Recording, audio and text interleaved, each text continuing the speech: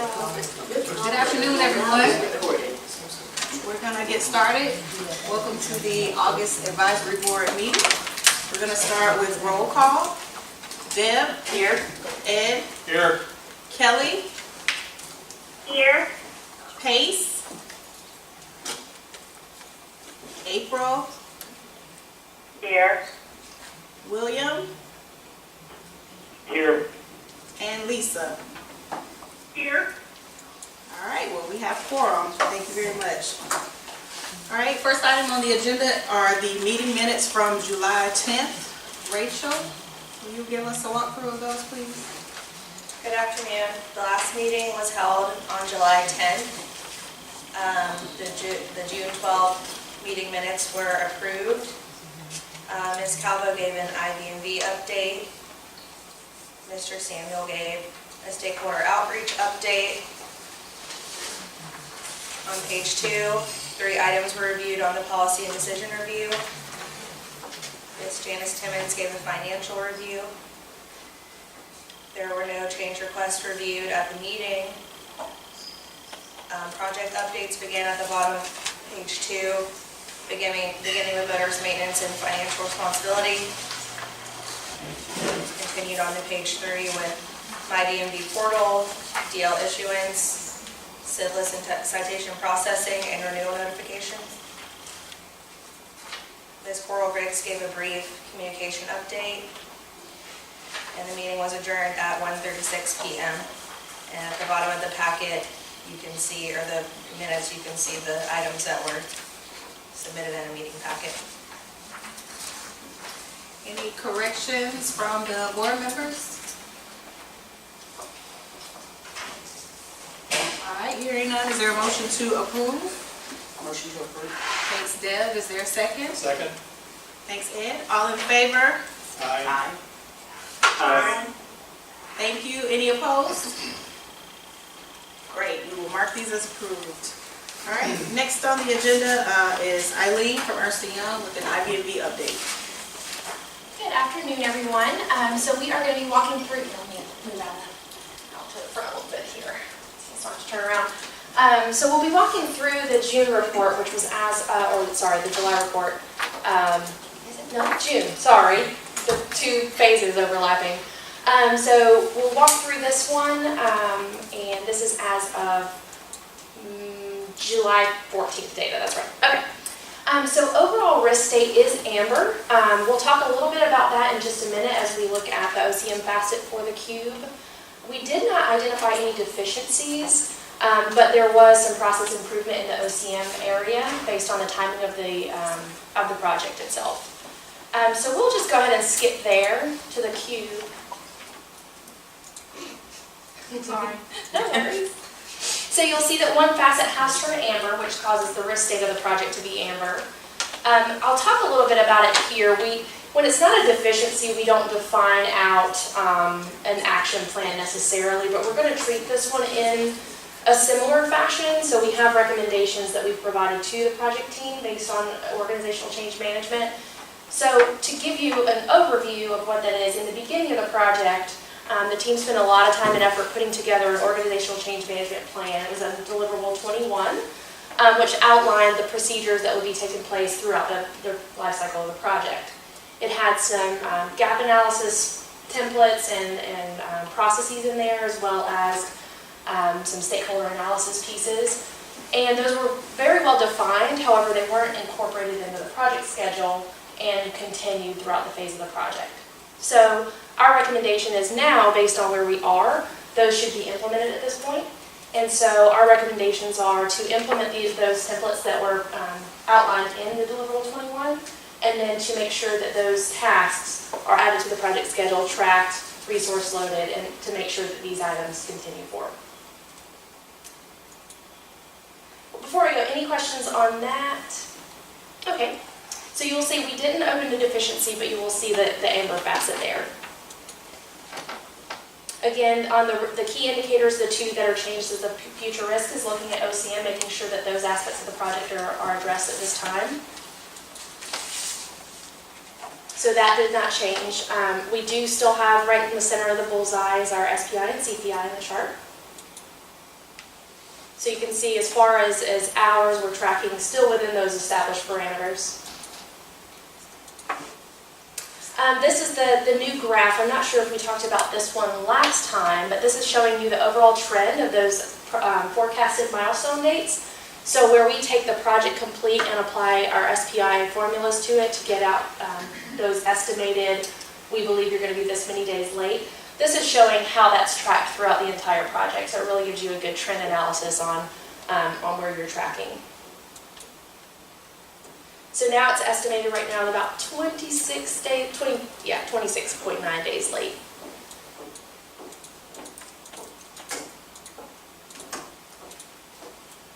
So that's showing you your late tasks about 76 out of 3,000, which still isn't a bad number. And then the overall project schedule quality, I can't speak today, is at 94.5.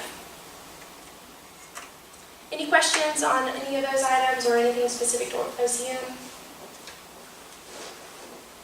All right, thank you. All right, stakeholder outreach update. Yeah, Coral's not here, so I just want to report on two meetings that we had recently. First one was I think in the last meeting I told you that we committed to meet with the insurance companies every, 6 weeks or so. We had a meeting recently, and these are technical meetings to talk to the insurance industry about any technical issues that they have with going through the structural testing that we've set up with SEU, any issues that they have, questions that they have, and so far I think these calls are helping. I think they're progressing. I don't know if Scott, if you want to add anything to that from the last call that stood out. I know there was some stats, there was a certain number of insurance companies that we were finding more that were joining the process. Yes, yeah, just for the fact of understanding the different files that they submit, that we had some great conversations, and then it's looking like we're all signed up for scheduling with them. The question is can they come to that finish line, and we're doing everything we can, so. I think in the beginning we were having issues with some of them even being motivated to sign up, but I think we've gotten that word out now, and I think definitely we're going to continue these calls. We don't have the next one scheduled, but we will. And I think it's definitely aiding in the process of getting them through this, because we've dedicated the entire year and don't want to go beyond that. Yes. So, any questions about that? Second thing was we also had a call with the IT Coalition. They had some questions about the new cashiering process. Jeff Marcy and Chad kind of walked them through, and other folks were present as well, kind of walked them through that process. They had a lot of questions about wanting perhaps some additional data that they thought they may need to change the cashiering process. So we have committed to having a meeting it's going to be during the week of the next advisory board meeting. Lisa, who's on the phone, Lisa's going to participate hopefully in that meeting. So I think we're looking at the day after when is it, Rachel? September 12th. I think the advisory board meeting is on the 11th, and we've scheduled that meeting for the next day. So we're going to invite members of the IT Coalition to come and talk to us.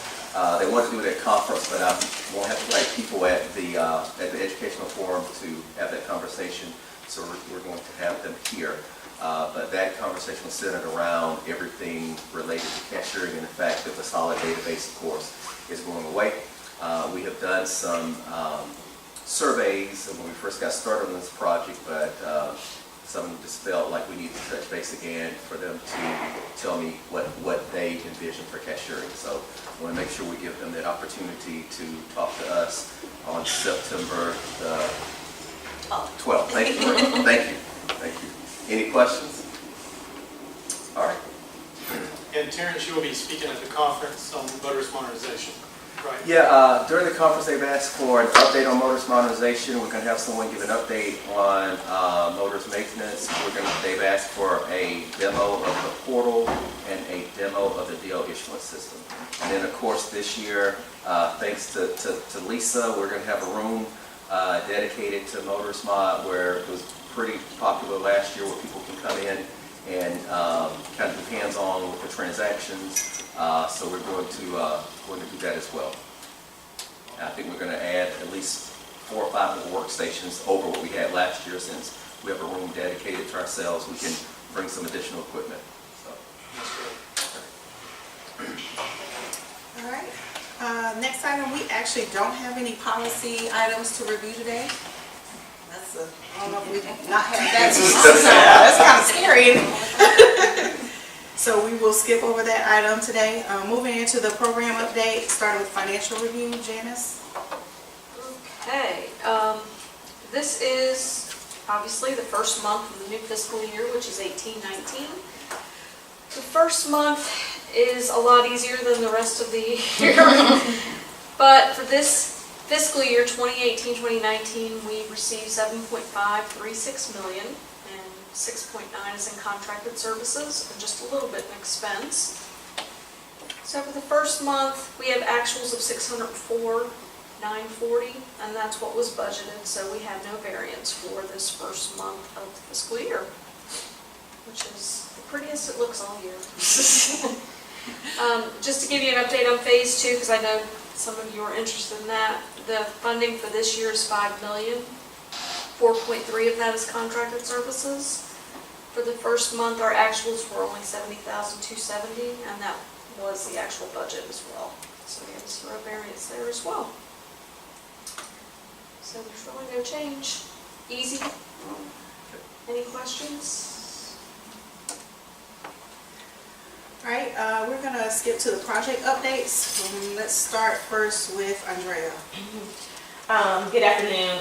My DMV portal is currently have 2 milestones open, milestone G and milestone H, and we were slated to end development on August the 7th, but we're continuing to work on our open items.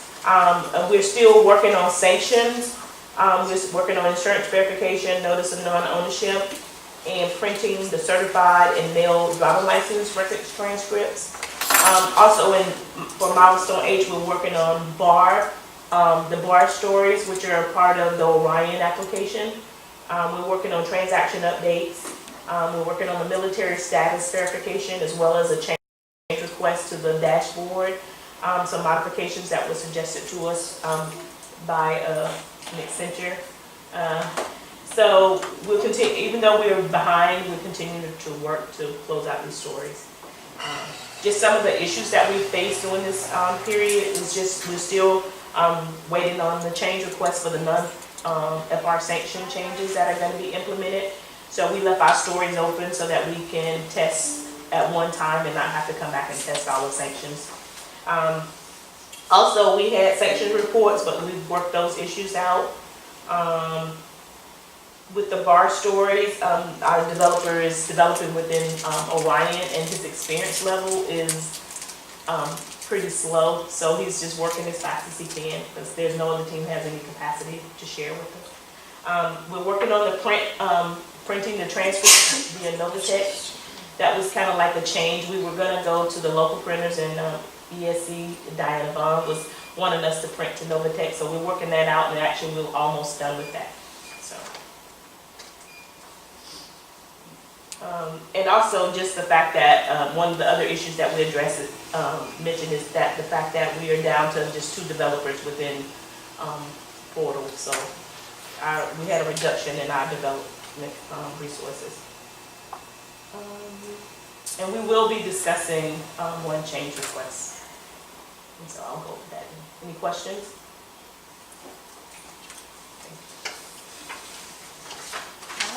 All right, Cheryl? Okay, good afternoon. I'll be reporting for renewals and the citizen citation processing. For renewals, the renewals team is, Sonia is the project manager for both of those teams, but she's out today on leave. The planning for the renewals go live. The team is currently working on that plan, trying to get all of that ready for the go live next month on the 9th. And there is an interim plan implementation scheduled for the 26th for the renewal application. Some updates have been made, and they're going to do an implementation on the 26th for that.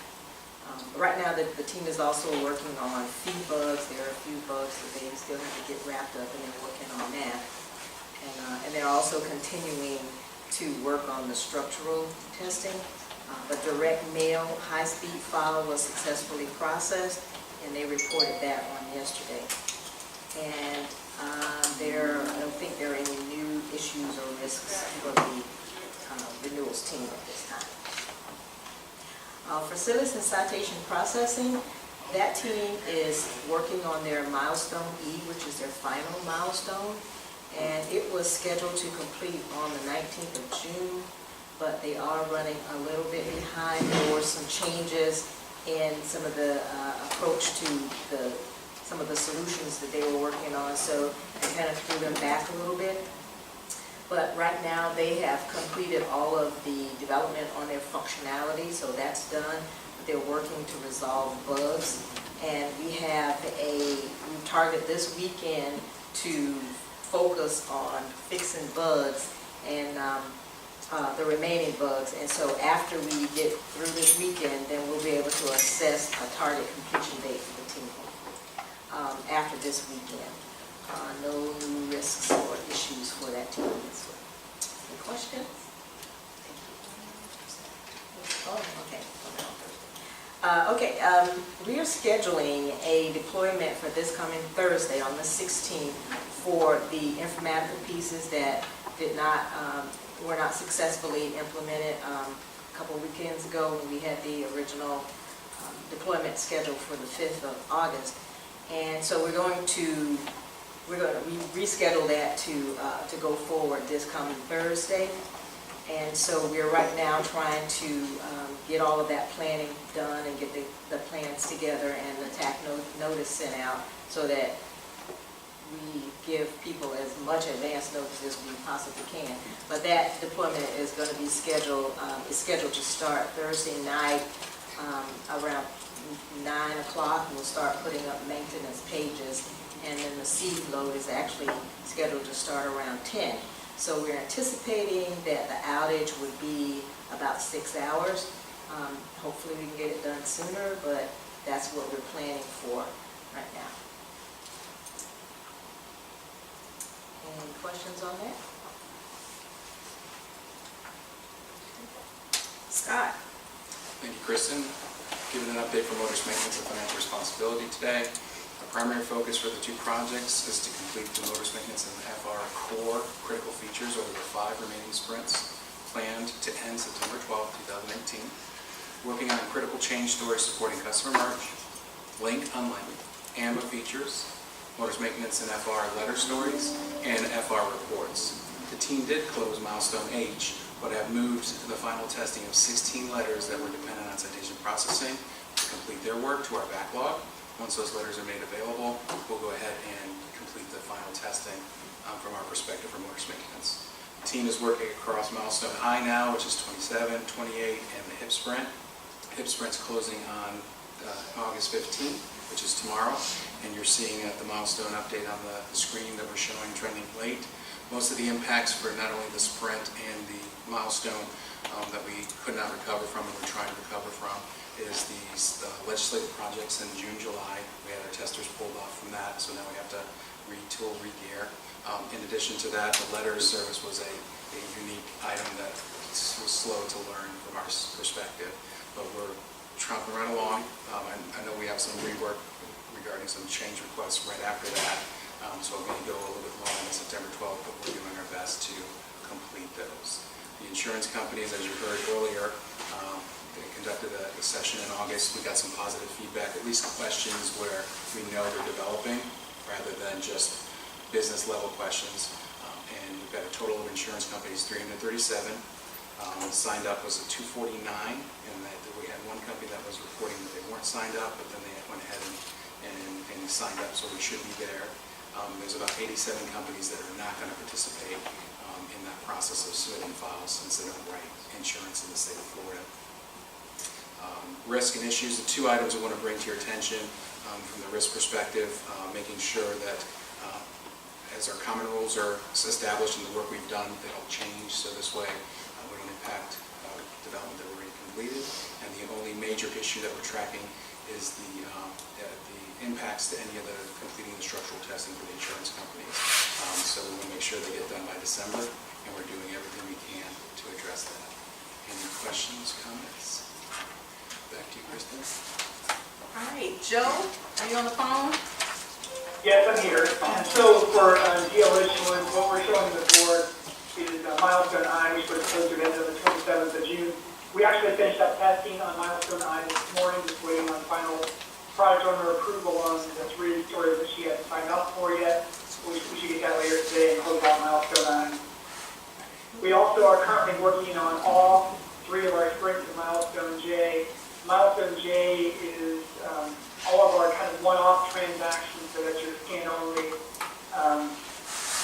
voluntary contributions and transcripts, public record requests, admin bar filings, as well as all of the end-of-day functions, reports, voids, and our batch jobs. So we have quite a bit of work to get wrapped up in milestone J, and we're definitely trending behind from both the development and testing perspective as we move forward with that.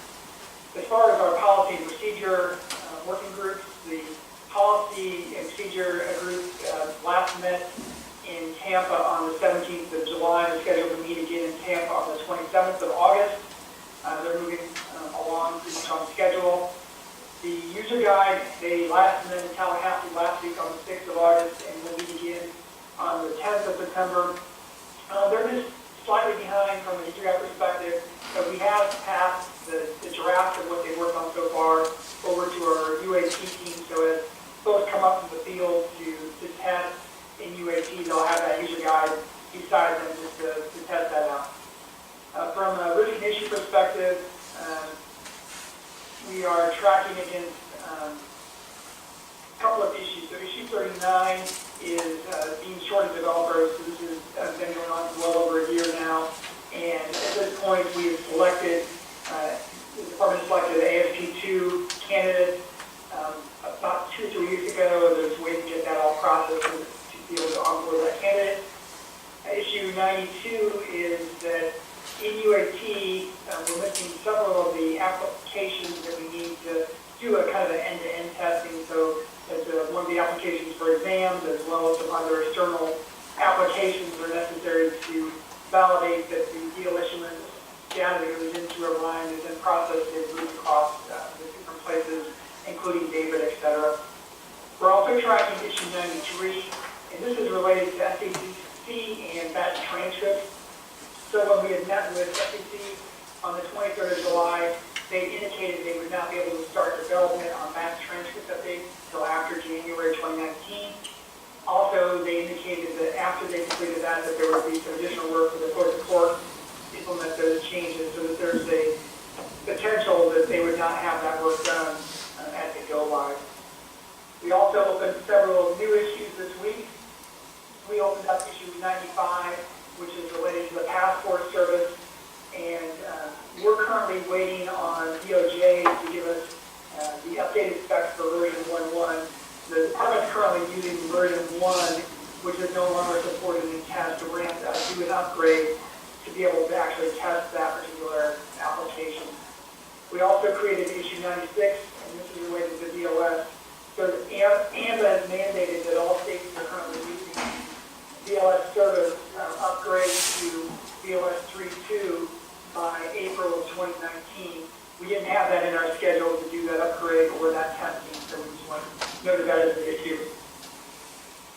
We've also raised issue 97, and this is related to the public record request. This particular transaction has been blocked. We started work on that 2 sprints ago. We had to block the work because there's still some ongoing discussion between the business and the business analysts as far as what this also from the finance group as far as what needs to be tracked in this particular transaction. We're trying to get that ironed out this week to continue work on that. Any questions or me for deal issuance? No. Thank you. Okay, just to follow up to all the human reports, as you can see from the Spotlight report, not the color that we like. There's just been a number of issues, and pretty much a lot of them have a domino effect, especially on the portal team. We're rocking and rolling along pretty well, and then they ran into an issue where they're attempting to find some other information or dependencies with another team. We've had challenges with letters, which there again, I was giving Michelle credit. She told me it would be. I thought letters, that's easy. Well, it's been a big challenge. I regret ever saying that, to try to get the verbiage and the right thing on the letter so the customer can understand that. And we have also, contractually right now, we have developers that are rolling up the project because this is the time it was supposed to happen. And we're also, trying to get people started on phase 2. So this is a critical time for the program. And then also we have a number of change requests, and they don't leave those decisions up to me. For me, I shut them all off, but that's not me. Deb reminds me of that all the time. That with the program decides that. But we've done, I feel like, our due diligence in showing demos and all of that, but still sometimes people have to wait till they see everything together to see things that were missed, even or see perhaps things that may work better. Like I said, we're going to go over some of them here with you now, but the final decision will be your recommendation made to the Executive Steering Committee. But I do believe we're at that time that we've absorbed a lot of change requests, but I think we're past the time of being able to absorb some of the latest ones. So more than likely, if they are approved by the ESC, then we're probably maybe looking at some type of schedule change, but that's something we'll discuss with them. IDMV is reporting we're already, we're like 26.9 days behind schedule, so this will, of course, add to that. But the other side of that is we want to be right. I certainly don't want to cut any time from testing. Barb will kill me in the parking lot if I did that. We don't want to short testing because the last thing we want is Lisa on the phone. I'm sure she don't want it either. It's for a system to go out that's going to not only be a bad implementation-wise for the tax collectors, but also for highway safety staff and our other stakeholders as well. We want it to be right. So if these change requests are approved, we'll sit down and discuss with ESC what that means for our schedule. But if these things are critical, and I always ask that question, and they always are critical changes, but they're always critical changes. But we just got to work through that and continue to monitor it. Like we mentioned, portals down to like 2 developers and some other teams. But we just got to. It's important to me that we finish this strong and do it the right way. So, Chris, if you want to go over the changes now. All right, so we have 3 change requests for you today. The first one is change request number 127. That is from multiple teams. So Sherilyn, will you walk us through this one, please?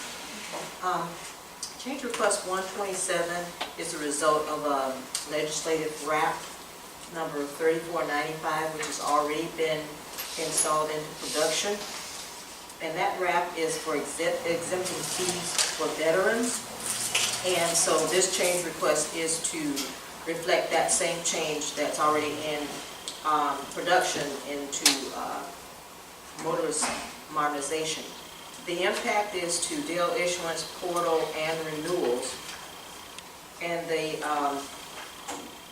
essence of the change is to, like it says, exempt fees for veterans. We're adding the word veteran to an identification card or driver's license if the veteran produces the required evidence and documentation. So then that dollar or that fee will not be collected by the tax collector. It became effective on July 1st this year. And on page 2, you see the impact to each of the teams. For renewals, there was a total of 33 hours. For DL, a total of 44 and a half hours. And for portal, a total of 33 hours. On page 3, we have the schedule impacts for each one of the teams. And I think we talked previously about our concept of change request iteration. So when a team doesn't have any more development sprints or milestones, then we're using what we're calling change request iteration, which will be added to the IMS schedule for the work to be done. DL issuance does have sprints left, so they're targeting their Sprint 29 or their existing HIP sprint, which would be August 30th through September 11th for this work. Renewals is targeting October 15th through 26th, and Portal is targeting September 5th through 18th to complete this work.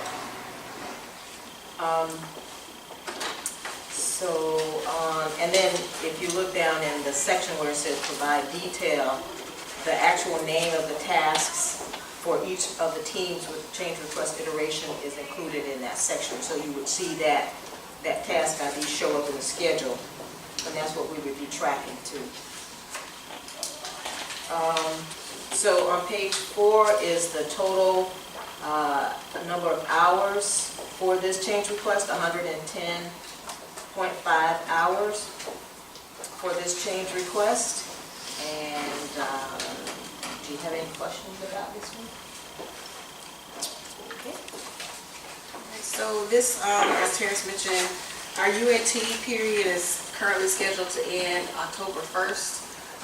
Because this request kind of passes that time period, the team is factored in working with SEU some hours to include some regression testing, so it should compensate for the type of testing that they would perform during the UAT period. Any questions on this request?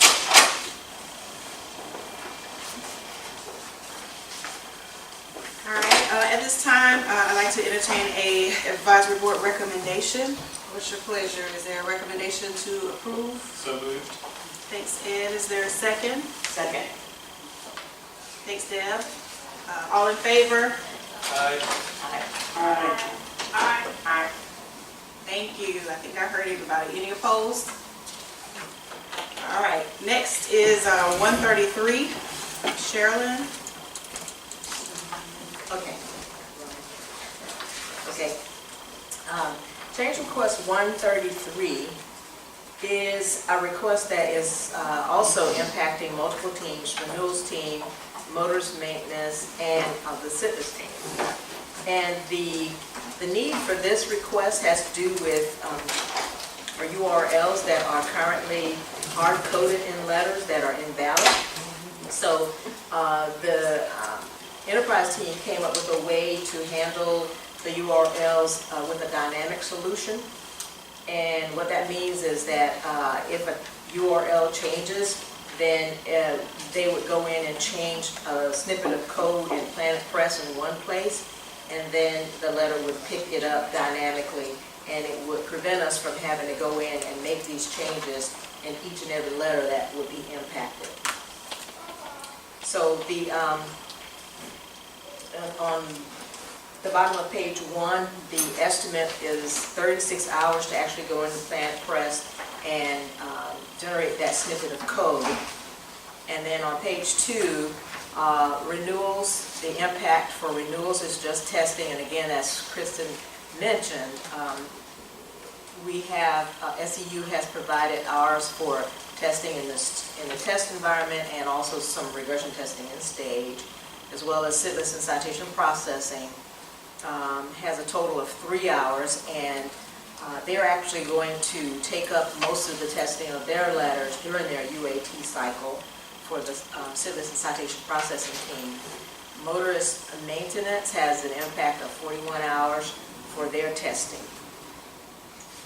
Okay, on page 3, all 3 teams will be doing this work in change request iterations because it all comes after their development cycles are complete. So renewals is targeting September the 17th through the 28th. SITLIS and citation processing August 27th through 31st, and motorist maintenance November 12th through the 30th. And so that one's well after the user acceptance testing is over. Again, those tasks will be added to the schedule and tracked that way. And on the bottom of page 3, a total of 90 hours is estimated for this effort. Are there any questions about this?